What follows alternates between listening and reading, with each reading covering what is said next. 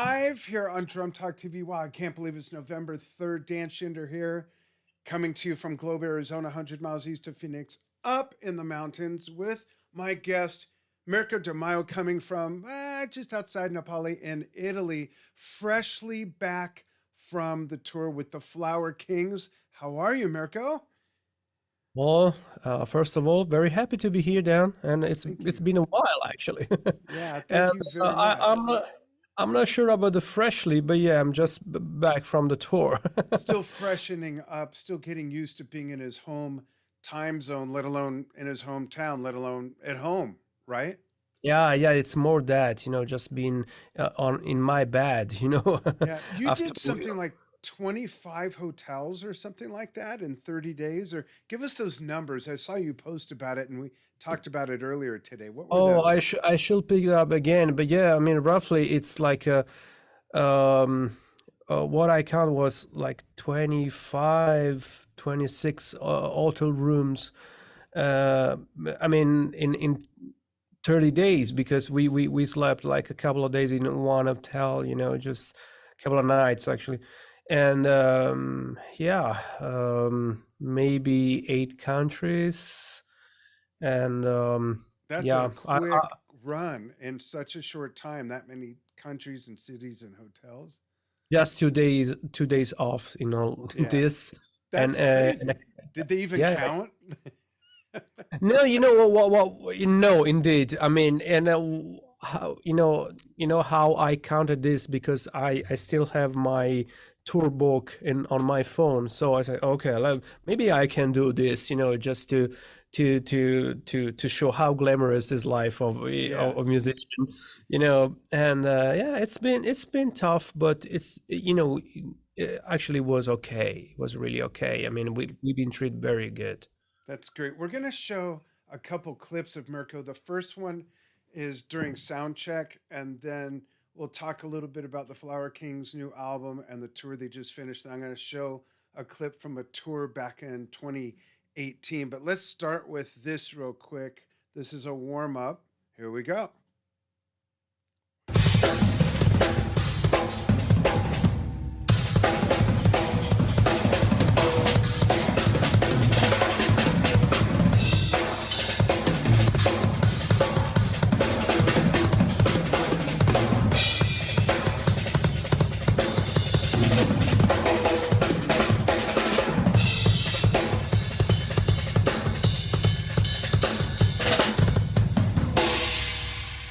Very cool. Folks, chime in. Tell us where you're watching from. If you're a Flower Kings fan, let us know what your favorite album is. Did you see this most recent tour? Have you ever seen Mirko play with them? We're going to talk about that. We're going to talk about gear. We're going to talk about other work that Mirko does. We'll talk about influences. And then, of course, we'll end it with some surprise questions for Mirko. Oh. So, the album, let's start with that. What was recording the album like? My son Steven and I had Royna on a couple months ago, I think in August, on our other show, Yes Shift, which is based around Yes and other people that work with Yes. And of course, Royna worked with John Anderson. So there's that tie in. But we had him on talking about it and the writing process and whatnot. But from your perspective as the drummer, what was the studio session scene like in recording the album? um, Well, not talking about the last one, but actually more the general let's say recording session with the Flower Kings. I always had a lot of freedom to play with, to record whatever I had in my mind. Of Oh, course, we have like some milestones to follow, and maybe Roy or the other musicians will say, maybe it's more like in dynamic, or maybe they just have like a precise idea of what they want in a certain point. But we do a lot of work at pre-production, thanks even for to the fact that I have a studio. That helps a lot. yeah. So we or productions, the pre-production are really good quality. I mean, and sometimes, I mean, I guess in the past we had something recording here, as a pre-production, and they actually seen the final light. They've been the final sessions because they were so good. I said, well, why we should record that again? And yeah, I remember in the first days with me and former keyboard player of Flower Kings, Zach Hemmings, we were so surprised that Roine was giving us a lot of freedom, because coming in this new situation, and like Roine is like a giant in progressive rock scene, just okay, maybe we just to be silent, just follow whatever Because this is like the 16th album, right? this one, but I'm Yeah. talking about the first one we recorded with him. Yeah. It was Waiting for Miracle. Oh, yes. And yeah, and we were like very fresh to the situation, so we expected just like orders, just do this because we have experience, just do that. But actually it was really in the conversation, everything was in the conversation. Was like, what you guys thinking to put this here? I mean, what your idea? I mean, just do whatever you want to do. And I said, wow, this is like, we didn't expect that, and yeah, The it was like latitude to be creative with your own parts.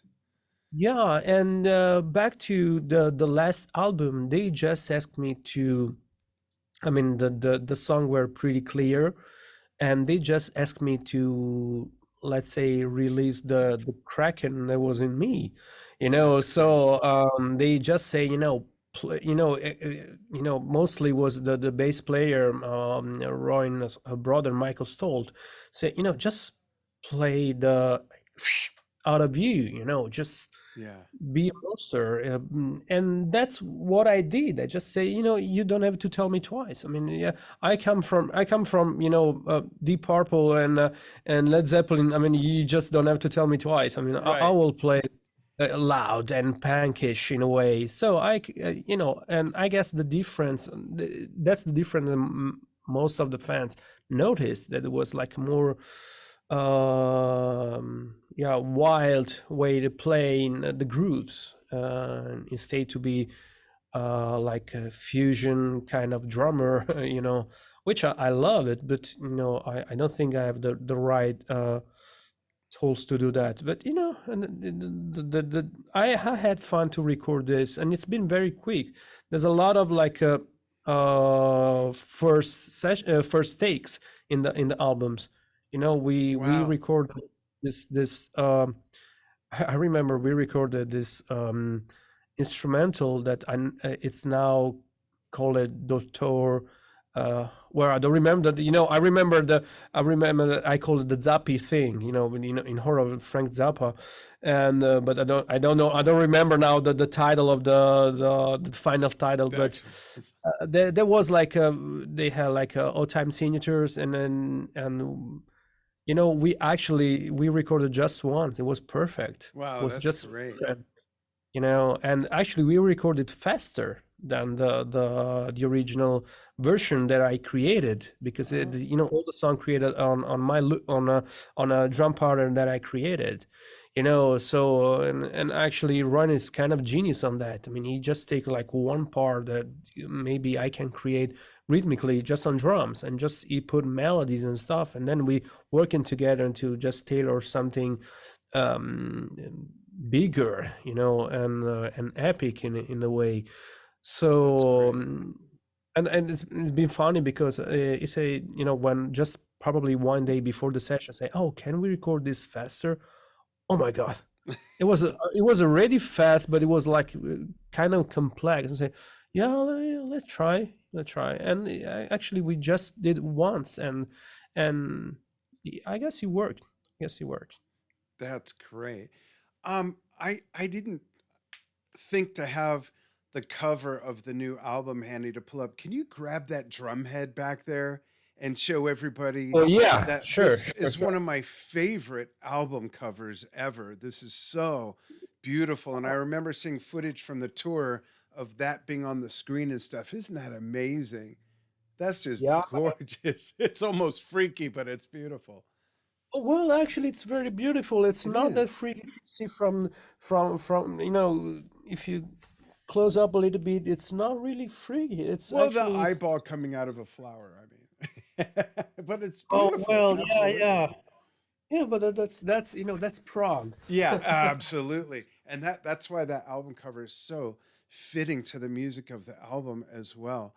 Um, And I uh, don't know if you noticed. I mean, we had this huge backdrop, during the shows, yeah, I and saw some clips. when the guy just, crews, used to set up, it was, yeah, okay, it's just backdrop, it's nothing special. It's big, but then I saw the pictures, that every night will come from fans, and I thought, wow, that looks amazing. It Yeah, really looks amazing. it And did.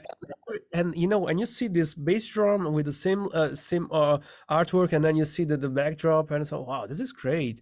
And I even suggest to Roy, well, maybe we should have like do some motion thing, like the high they can blink, but we had Animated the so petals fluttering a little. yeah, yeah, yeah. That's Yeah, awesome. yeah, it's a great one. I really like this one. Cool. Let's show a clip. This is a drum cam clip. I'm going to skip through this song a bit so you can see different aspects of Mirko's playing in this.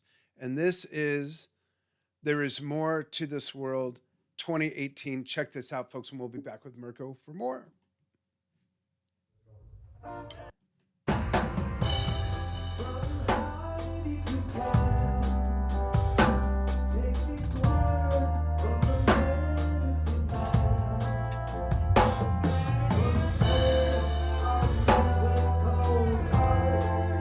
So I'm going to skip through because this song has a lot of different aspects to it. I want you to get a good taste, folks.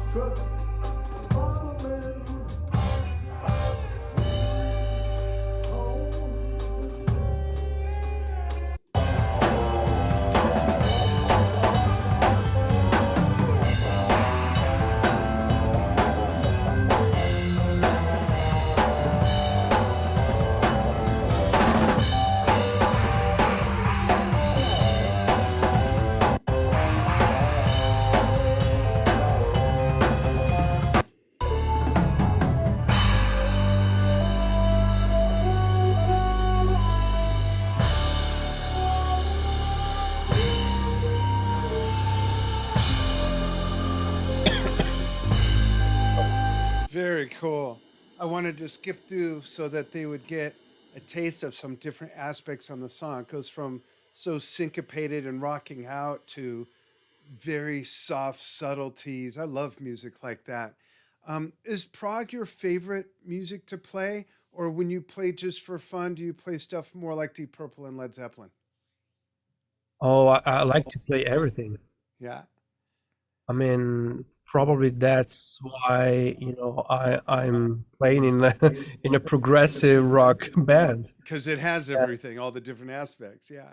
Yeah, I mean, even when they ask me, oh, what's your no, what's your favorite prog band, but how you become a prog, they ask me, opinions about the prog scene. I don't know what to respond actually, because my history with progressive music just born because I was listening everything. I mean, I in music I born with Queen, and Mm-hmm. already that was like a huge melting pot of a lot of styles. Right.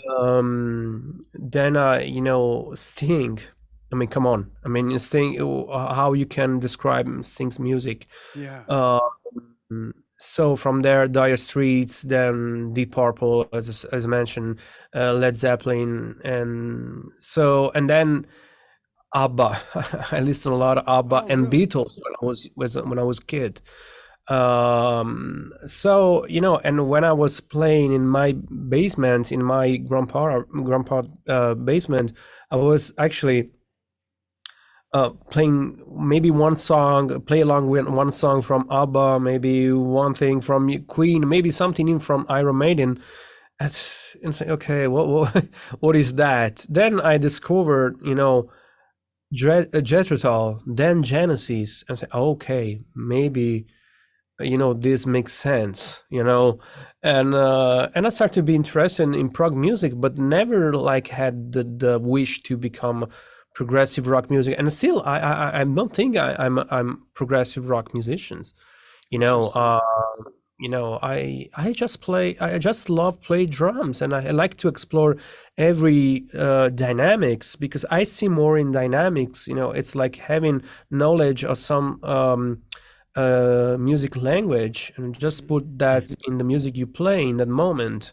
Yeah. And so I mean, you just mentioned, the oldest parts in just one song that you had to skip, just to hear that. But the thing is, I take that as like a journey, Yeah. like a conversation during a journey. It's not like the same tone of voice. I mean, Exactly. Yeah. and you can stay calm. Maybe you can scream at one time. It depends. Yeah. But the more you can use your voice in a better way, the better conversation you have, and Hmm. the better the better chance to be understood, from the other person or the other persons in general. So yeah, I guess it's more there, but I never had like a target, precise target to be. Oh, I want to be that. Right. I want to just. Yeah, I want to just be a good musician. I just want to have fun, and I love drums. So I mean, I wanted to improve myself, and yeah, I mean, I think I have like a good, or maybe I aim to have a good actor qualities, and that works a lot in music. I mean, because the way you put in certain situations, because you can have like all the techniques in the world, but if you just don't have the mind setting to just face those situations, it will be just cold performance. Yeah. What is it? What is the value of technique without the quality of expression if you don't know how to express it? And I love what you said about a lot of progressive stuff, a journey. Um, you mix all those different aspects you mentioned, and I think of Firth the Fifth, I think of Supper's Ready, Close to the Oh yeah. Edge, Gates of Delirium, things like that that are just literally a roadmap through all sorts of different topography and whatnot. How old were you when you started playing? And if you don't mind me asking, how old are you now? I started to play around 9, Okay. just before turning 9, and next year I will be 40. Oh, great. You look a lot younger. And that's part of having fun. It keeps us young. Yeah, I guess it's more that. Yeah. And why the drums? What happened at 9 or leading up to that point that made you decide to play drums? That's a funny story, actually. As I told you, I mean, I'm a huge Queen fan, and I wanted to imitate my heroes in any kind of way possible. So I started to imitate Brian May with the guitar. So I wanted to. Then my parents got me guitar. They didn't get any guitar. Then was the bass, and they didn't get any bass. I want to play some keyboards, and I had like a toy keyboards, but it was, it didn't have any. I mean, I like it a lot, but this is not for me. I didn't even thought to imitate Freddie Mercury's voice. So I say, okay, maybe I should just go with the drums. and they didn't want to get me any drum. And I said, yeah, but this time I want to change my mind. So I started to beat all the shoes box and everything I had around me. And so my mother, thanks God, understood after a while that I was actually serious about that. Mm-hmm. And it's okay, if you want to continue this, you have to take lessons. So I've been very fortunate. I mean, very lucky to have that kind of support for my mom.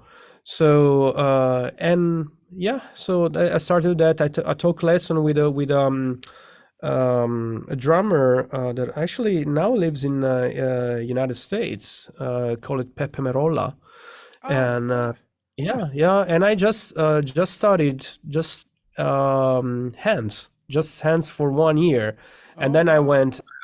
I stopped to take lessons. Then I went after years with another very well known instructor in my area. It's called Freddie Malfi, and I had a really huge improvements by studying with him, and he's still a great teacher now and a hell of a player, and yes, it's been great to study with him. Yeah, then I studied with different local teachers, and then I moved to LA to have like an experience to the Musician Institute. Nice. um, yeah, it's been a very fun part of my life. I grew up a lot there. Yeah, So that's cool. yeah, and a lot of things in between. I mean, Yeah. it's like crazy to trying to describe what happened in the last 30 years, but that's pretty much. That's great. And you mentioned how much you love Queen. If you had to, and I know it's hard, but if you had to pick one Queen album, you get one. What's your Innuendo, favorite Queen album? Which one? innuendo. Ah, nice. Yeah. Yeah. To me, that's the modern progressive opera, Yeah. still unbeatable. In a lot of ways, it's a culmination of most of their work in that one album. Yeah. Yeah, and even if you take like just the song Innuendo, Yeah, that song alone. that's the Absolutely. modern Bohemian Rhapsody. With the modern production as well. It sounds so Yeah. live, like you're right there. Yeah. Yeah, and it's fun enough. I mean, I think that Roger Taylor was the only one, I mean, at the time, for a lot of time, that just understood the sound of John Bonham. Mm, Yeah, yeah. indeed. Then I discovered that he was a really like a huge fan of John Bonham. Yeah. But he has like this huge toms. Yeah. The snare, the snare drum was like so nice. And funny enough, I always, I mean, still now, I mean, now I can control better, but still, I mean, if I just start playing, I have this thing that when I play the backbeat, I just open and close the hi-hat automatically with the snare drums, like dude, just Yeah, that everything. zap with the It was snare. Roger, yeah, it's a Roger thing, and I couldn't, sometimes, Roy, I remember, Mirko, can you avoid that? And I say, I try. I try, That's but I like hilarious. so much. I like so much. I can like listen a backbeat without that now. But anyway, that's okay. That's great. I want to read a couple comments. We've got Paul Wood, who we interviewed recently, is in a band called No Spoon. And they're a great new, I would say, and Paul, I hope you're not offended by my take of this. Like, I don't know what you call yourselves, but I would say like neo prog with a touch of pop in there. They are so good. And he says that's what got me into prog as well, is that you can play anything, pretty much anything goes. And then our producer is Stephen Shinder. You're right, Steve. He says, I think Steve Howe performed on Innuendo, and he did, right? Steve Howe? Exactly. Right. Yeah. No, that's true. Good That's memory, true. Steve. Yeah. That is truly a great album. My favorite Queen album, and that's probably second. My favorite Queen album, because I fell so deeply in love with it years before that came out, is Queen 2. And I True. think Queen That's 2 is that's so far ahead of its time. It could come out today and a lot of people wouldn't accept it because it's so far out in the future. The recording technique, the backwards gong, and all that stuff in the beginning of just the compositions, production, Funny that everything. you mentioned that because that's the first album I bought with my money, my Oh own wow, money. really? Yeah, and I was so blown away by the sounds Yeah, of that. I mean, Roger Taylor drums was huge, immense. Yeah, and the you operatic know, vocals, everything. my God, it was everything was great. They were on fire. Indeed, when I say it's innuendo, but it's like I talk like the extreme like albums of Queen. I mean, you have like the last one, it's innuendo, and then you have one of the first one that it's Queen 2. To me, that's like Bible. That's Yeah, that's Bible. I Yeah. agree. Um, Steve will check me on this, but I believe one of the other astounding things to me about that album is that I think it came out in 1974. And to consider, if you listen to other music that came out around then, very, very few bands had advanced production sounds. Yes, did. Led Zeppelin did. But the production on that album, to realize when that came out, is like just an astounding fact on its own. I'm going to have to play that later. I haven't Yeah, listened to yeah. that one. It's top notch. Yeah, yeah, that's true. I mean, it's so huge but still so precise. Yeah, And you will not expect from, that time. right. Which is crazy, especially, I think, was it in Europe where they weren't really getting the respect and they hit it big in America finally, right? Isn't that where they got their first big break? I guess. But they started, yeah, maybe in the late 70s they starting to be a little bit recognized in United States Yeah. because they wrote um what's the album? Well, I don't remember the name of the album, but you had The one that crazy a came little. before Queen Live Killers, I think. Yeah, exactly. Yeah. It was All that 70, jazz. Was it or all that maybe it was jazz? jazz, right? Yeah. Exactly, The one with exactly. bicycle, bicycle, and Fat Oh Bottom yeah, yeah. Girls and all that stuff. Bicycle, Yeah. bicycle. I want to ride I my still have the bicycle. original issue of that with the poster Okay. inside of all the ladies on the bikes and everything. I still Yeah, have yeah, it. yeah, yeah. Crazy Yeah. times. So good. Yeah. We were texting earlier today and I was dictating through Siri. I have a drunk Australian Siri, by the way. And and when I said your name, Mirko, she translated it as miracle. And then you texted back and said you had a funny story about miracle. You want to talk about that? Well, it's a couple of funny story actually. Um, First of all, this kind of misspell is born in when I studied musician institute. A lot of my teachers actually you call it miracle. Oh, how funny. And what year was this and who was there? Oh, as teachers? Yeah. Oh, I had the late Chuck Silverman, Oh, my angel. Then I had Gary Hess. Then I had even Chuck Flores, okay. David Dirge as my private. I took some lessons with Glenn Sobel as well. Oh, great. Because I was doing open counseling there. I had Gene Stewart. Cool. Sorry, Stuart Gene. That's not. I always like him spell. Stuart Gene. That then right after he become the head of the musician institute. Actually, very happy for him. Who had more? Andy Magna, Mm-hmm. Danny Grundle, which he thought about he had the class called digital drumming, and he was very ahead at the time because he was teaching how to play with together with loops and all the Oh, things you have to have and I'm talking about 2009. wow. So, all the things about the computer and the loop you have to take. I mean, from the gear you need and the way you have to play with that. And it Interesting. was so, yeah, yeah, it was That is very, early. very, Yeah, very cool and very useful informations right there. Oh, and wow, how I could forget Mr. Robert Carson. Oh yeah. Uh, huge hand technique maestro. He really made a break or asses off.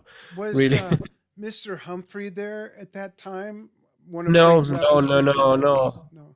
No. No. Him and Joe Porcaro were already. They already went to UCLA. Oh, If I remember correct, but a lot of years before, earlier. yeah. A lot of years earlier, they just moved there. That's very cool. Yeah, yeah. And Steve says I'm right. 1974. Cool. Um, Mm. let's talk about your gear. Oh, but no. Wait, the Oh yeah, miracle the thing. miracle. Yeah. Yeah, because we went there. Yeah. But Yeah, that's then, right. Thank you.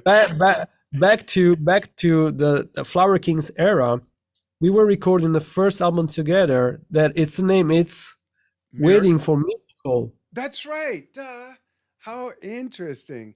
So all that time Yeah. Royna was waiting for you.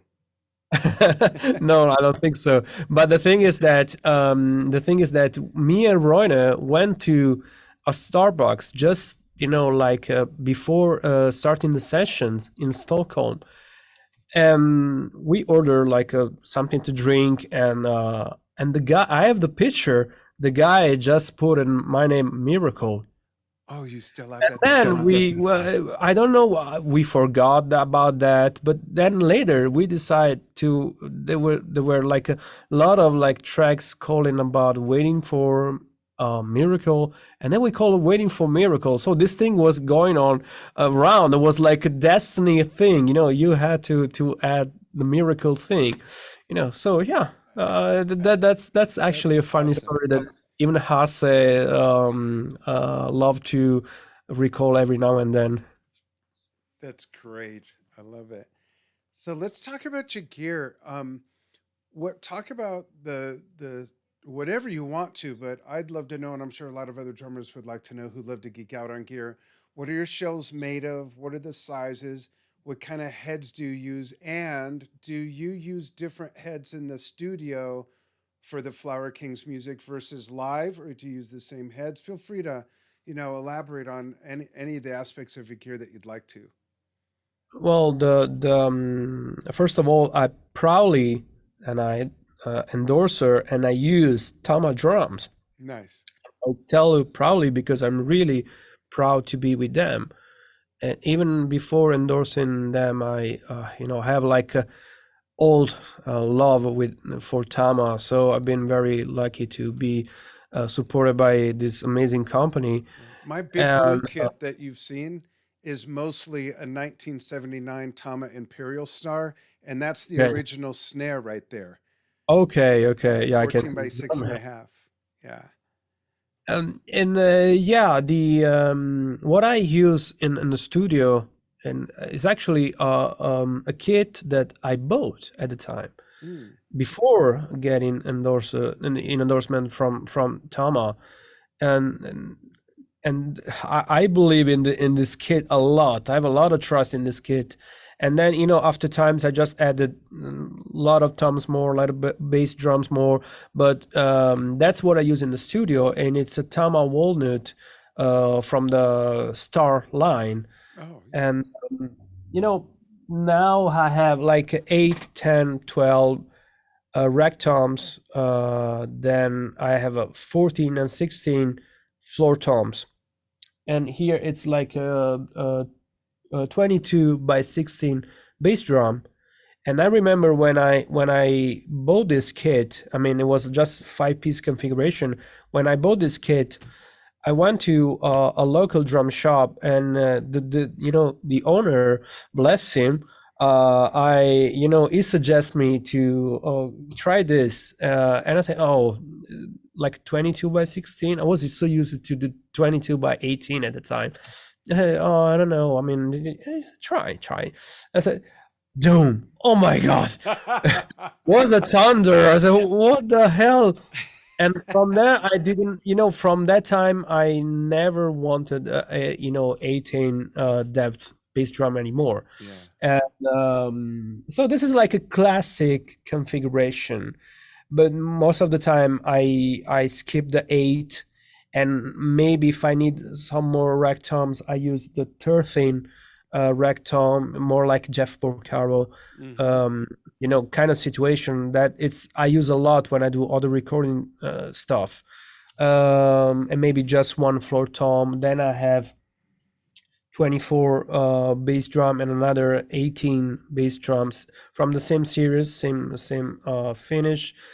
And the depths are kind of like shallower, but now, as I mentioned it early this morning, I ordered maple kit from Star Classic line, not the Star Classic, Yeah. and have like more standard sizes because I'm kind of got tired about the hyperdrive Mm-hmm. depth.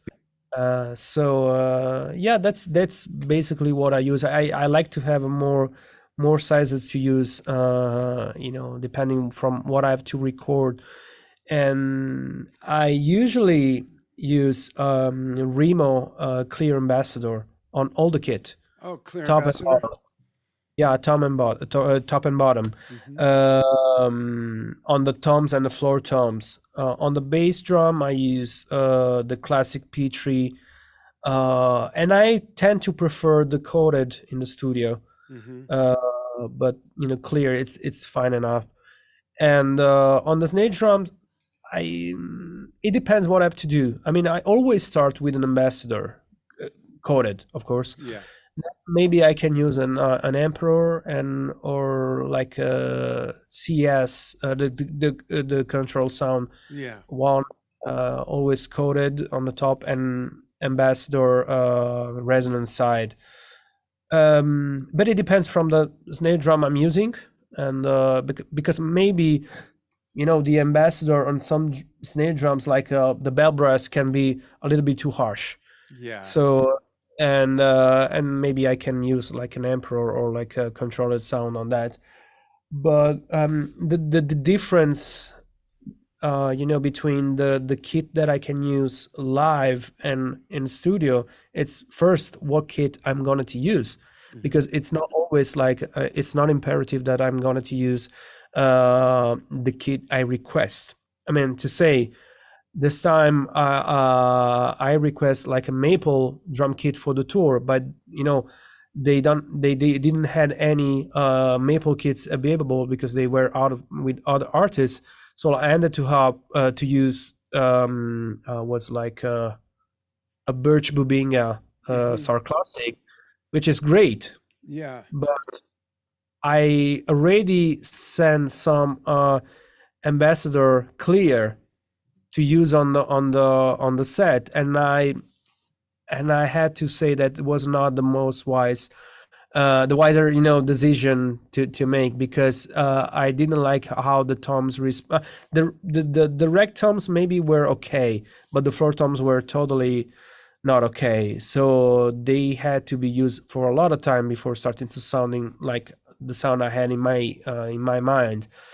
So I was in I'm just curious, Mirko, on that note, is it because the birch babinga combination is a lot harder than the maple, or not as dense? Because I think babinga is not as dense as maple, I thought.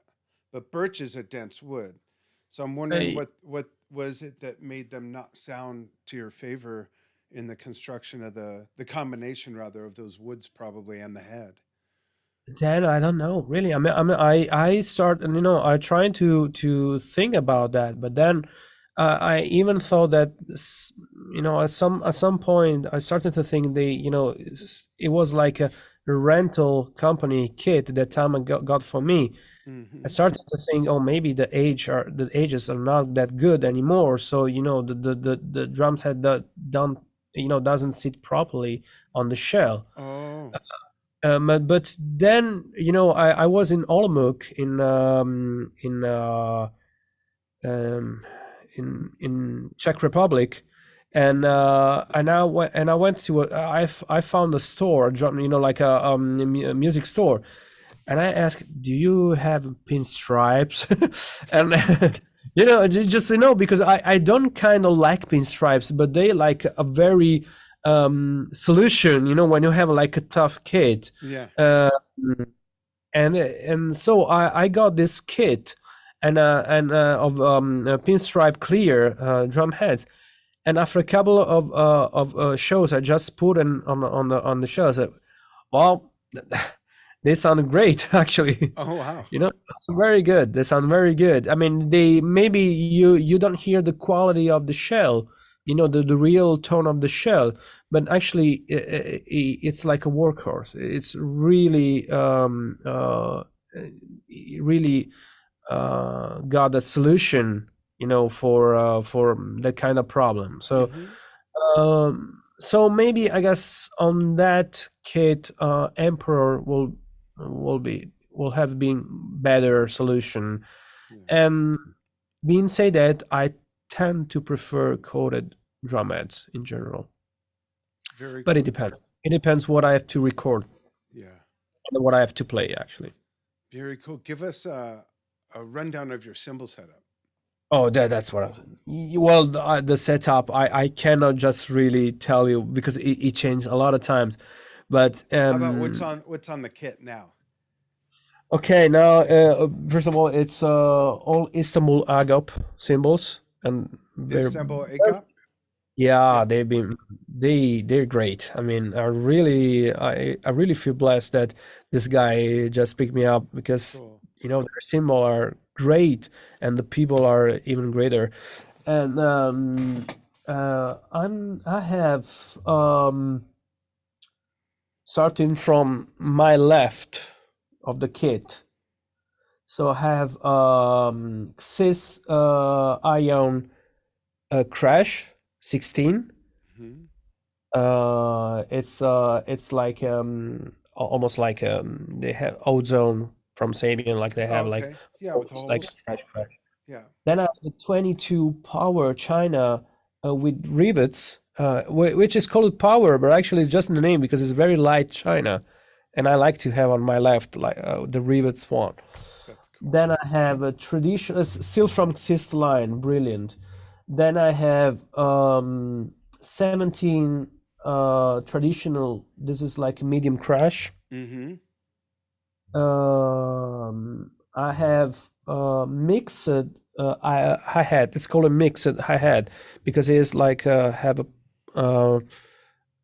it has like a very heavy bottom cymbal and like a medium thin, a medium weight top cymbal, and this is 15.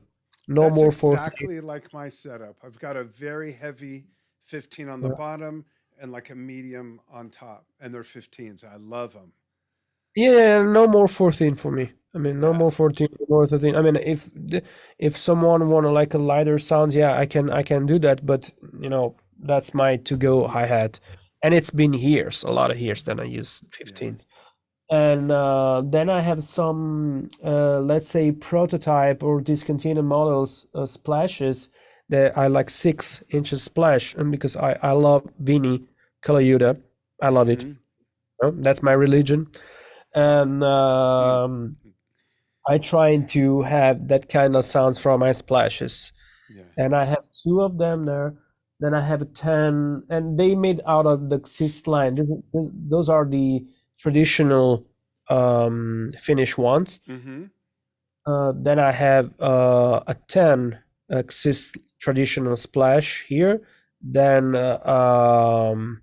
this is a Xist Raw Ride 22. Very heavy. It's almost like a K custom from Zildjian, but it's even more darker, and it's not that harsh like the K custom. Then I have the traditional. No, it's not traditional solar. It's Xist Dark Dry Brilliant 19 Crash. Oh my god, why they put all these names in for a crash? Then I have an Ion Xist 20 China, Oh, and then nice. like a stack there with 13 dry, extra dry splash as bottom, and on top I have a symbol from traditional line called a trash hit, Hmm. 10 inches. Yeah, and they change a lot. I mean, I really like to use a lighter symbol, right symbol, Yeah. very now and then. I I change crashes a lot, uh, but yeah, I like to have the 17 and the 19 Very as a cool. crashes. Yeah, but this Awesome. is bigger kit. I mean, usually I scale down a lot, Cool. and sometimes I even put more symbols. I mean, I have to be honest. I mean, I like Yeah. it. I'm a kid, so that's okay. That's And awesome. Thanks for the rundown. oh yeah, I mean, and that's I have a lot of symbols more. I usually, and as this tour, I add like a bell, like a chime, and then I have a clap stack, the I remember original the one. bell. It was up to your left, right? One you saw, yeah, that, but that's what I was not endorsed by Istanbul Agab. I Oh. was using Zildjian stuff. That was my personal stuff that I brought to the tour. Hmm. Yeah, and yeah, that's basically it. That's basically it. A lot of Very percussions, and cool. I like to use cobbles like chimes, finger cymbals, tambourines. Yeah. Great. Very cool. Thanks. So, oh, and there's a couple notes. William Lazard says, just want to say hi, Dan from New Orleans. Thank you very much, William. And Lucio Greeley says, hi Oh, from Mimi, the powerful one. that's he is great. He's one of my former. I mean, I've been in a band called Mind Key. I just recorded one album with them, and he's the former bass player. Nice. Uh, now he lives in Germany, and we always had like great fun together. And actually, Mind Key was a great project, was a great band. I'm very proud of what I recorded with them. It was like very metal, progressive stuff, but a lot of melodic rock in that, and very mature songwriting, I have to say. Hmm. Very So, cool. hi, Mimi. Nice. So we're almost out of time. I want to make sure I get one more question in, and we'll have you on again. I know there's so much more to talk about, even just about all your session work. So we'll have a whole separate interview just on that. But my Yeah. last question is the Mirko De Maio fun fact question. And that Hmm. is when you're not playing music, when you're not touring, when you're not recording, when you're not writing, when you're not doing anything related to music, what do you like to do? Oh, I like to visit place. I mean, I like to go around and visit place. I mean, if I can just going out of vacation somewhere just to visit ancient village, Oh, cities. If weather is good, I like to go on the beach side. I mean, come on. And I'm, nice. I'm I'm very simple in that sense. I really love to stay in contact with nature. Actually, I love animals, Yeah, so I always trying to go in like places they have animals. So I'm really that kind of guy. So that's great. I'm really curious about everything. But as I say, I'm like I'm a kid. Yeah, I like colors. that's So. great. Is there one place that's at the top of your bucket list of where you would like to travel to that you haven't been to yet? To be completely honest, maybe I would like to go in Australia. Oh, it's Australia, wonderful. Yeah. but it's not like the. I know that I want to visit more and more places before to go in there. You Okay. know, but yeah, that's one of the places that say, "Wow, that will be like a really a good flag." Yeah. For me, so I guess Australia. I mean, it was Japan, but thanks to the Flower Kings, I actually been able to go in Japan, and it was incredible. I mean, even like we didn't stay that much. To me, it was, oh wow, I finally saw Japan. Yeah. You know, 4 years ago, we did two taiko documentaries in Japan, and it was an amazing experience. We were there for 3 weeks, and it was just incredible. And I lived in Australia for a little while, uh and the people there are great. An amazing experience. If you ever go there, I'll give you a heads up on some places to oh, go and give you a please, couple connections too. please, yes, Wonderful yes. place. Awesome. Mirko, thanks so much for making time on a Wanted to Friday mention night. something. Yeah, yeah. I just want to mention, before we close that, because we were talking about the gear, Yeah. but want to mention, that, and because I'm really happy of what the experience I'm having in studio and live with my SE Electronics microphones. Oh, I mean, nice. I was really happy in the studio, but you cannot imagine how many compliments and great words I had from the guys, from from the fans, from the sound guys, and everybody in the crew, in the venues, that they listened these microphones and they wanted to grab something. Actually, a lot of them already had like a lot of SE Electronics mic. I said, "Wow, I did a really great choice here," That is And I'm outstanding.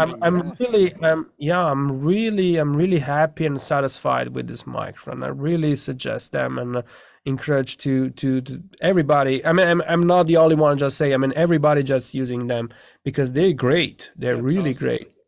That's Yeah, cool. sorry for this. I wanted to mention because Yeah, they no, I'm great. glad you did. Absolutely. And Steve will put a link to the latest Flower Kings album in the comments and pin it to the top so people can hear you on that really wonderful record. We had so much fun interviewing Roina as well, and talking about the process, and talking about working with John Anderson as well. And hang on the line with me before you go, and when I say goodbye to the audience. And folks, thanks so much for following what we do here on Drum Talk TV. You can follow us at facebook.com/Drum Talk TV, at youtube.com/Drum Talk TV channel, vimeo.com/Drum Talk TV, twitter.com/Drum Talk TV.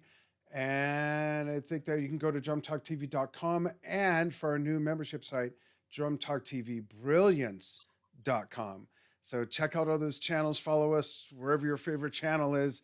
And we have more interviews coming still as we wind down the year. I can't believe I'm even saying that. Like, I'm looking at my old man paper calendar on my desk, and I still can't believe uh, that we're into November. Crazy. So thanks, folks. Enjoy the holiday season. Be safe, be nice, be healthy, stay well, and we'll see you soon again on Drum Talk TV. Thanks, everybody.